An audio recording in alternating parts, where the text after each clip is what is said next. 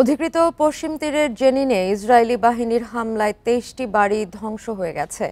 IDF দাবি করেছে ভবনগুলো সন্ত্রাসী অবকাঠামো হিসেবে ব্যবহার হচ্ছিল, তবে এর কোনো প্রমাণ দিতে পারেনি ইসরায়েলি বাহিনী। এদিকে যুদ্ধবিরতির মধ্যে গাজায় ইসরায়েলি হামলায় ৭ জন আহত হয়েছে। গত ১৯ জানুয়ারি থেকে গাজায় শুরু হয়েছে যুদ্ধবিরতি, কিন্তু যুদ্ধবিরতি উপেক্ষা করেই গাজায় হামলা চালিয়েছে ইসরায়েল। রোববার ২টি হামলা চালায় আইডিএফ।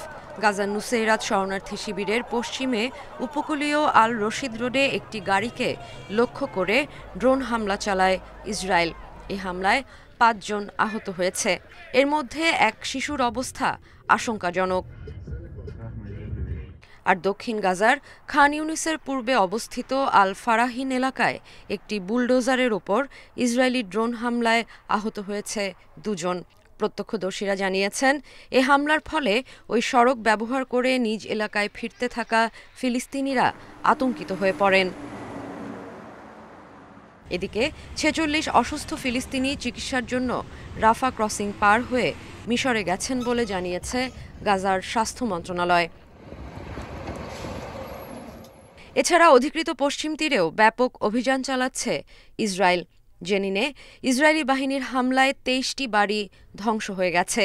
এক বিবৃতিতে আইডিএফ দাবি করেছে ভবনগুলো সন্ত্রাসী অবকাঠামো হিসেবে ব্যবহার হচ্ছিল, তবে এর কোনো প্রমাণ দিতে পারেনি ইসরায়েলি বাহিনী। গত মাস থেকে পশ্চিম তীরে অভিযান শুরু করেছে ইসরায়েলের সেনাবাহিনী। এই অভিযানের নাম দেয়া হয়েছে আয়রন ওয়াল। জানুয়ারির মাঝামাঝি সময় থেকে পশ্চিম তীরে ইসরায়েলের হামলায় ৫০ ফিলিস্তিনি যোদ্ধা নিহত হয়েছে। এছাড়া ১০০ ফিলিস্তিনিকে আটক করা হয়েছে বলে জানিয়েছে তেল আবিব।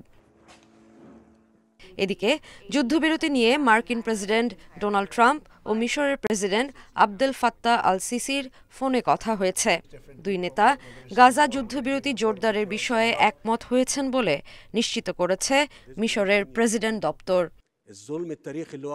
সাদিয়া ফ্রেন, ইন্ডিপেন্ডেন্ট নিউজ।